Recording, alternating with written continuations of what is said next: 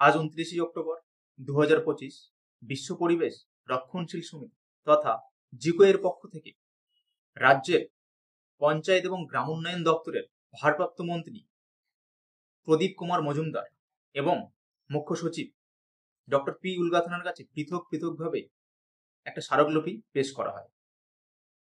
আমরা জানি যে গত কয়েক বছর ধরে 100 দিনের কাজ বন্ধ ছিল রাজ্যের দুর্নীতি এবং কেন্দ্রের রাজনীতির কারণে।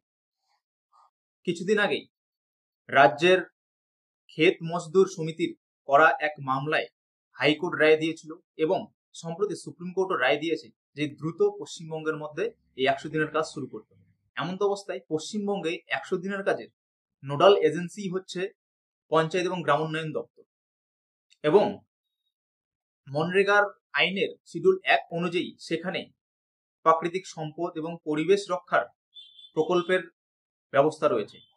সেই সূত্রে আমাদের জিকো এর পক্ষ থেকে পশ্চিমবঙ্গের যত মুজে যাওয়া নদ নদী রয়েছে, ছোট ছোট নালা রয়েছে, সেগুলোকে যাতে খনন কার্য করা হয় বা সংস্কার করা হোক বা নতুন করে কিছু পুকুর খোঁড়া হোক, যাতে করে স্থানীয় বাস্তুতন্ত্র ঠিক থাকে এবং স্থানীয় যে জলবায়ুর পরিবর্তন সেটার জন্য মোকাবিলা করা যায় এবং সাথে সাথে বন্যা হলে সেই বন্যাকেও কিন্তু মোকাবিলা করা যেতে পারে। এসব দাবি রেখে আমাদের জিকো এর পক্ষ থেকে স্মারকলিপি প্রদান করা হয়। আমাদের জিকো এর কেন্দ্রীয় কমিটির সাধারণ সম্পাদক তাপস বর্মন তিনি দপ্তরে গিয়ে এই স্মারকলিপিটি জমা দিয়ে আসেন। ধন্যবাদ।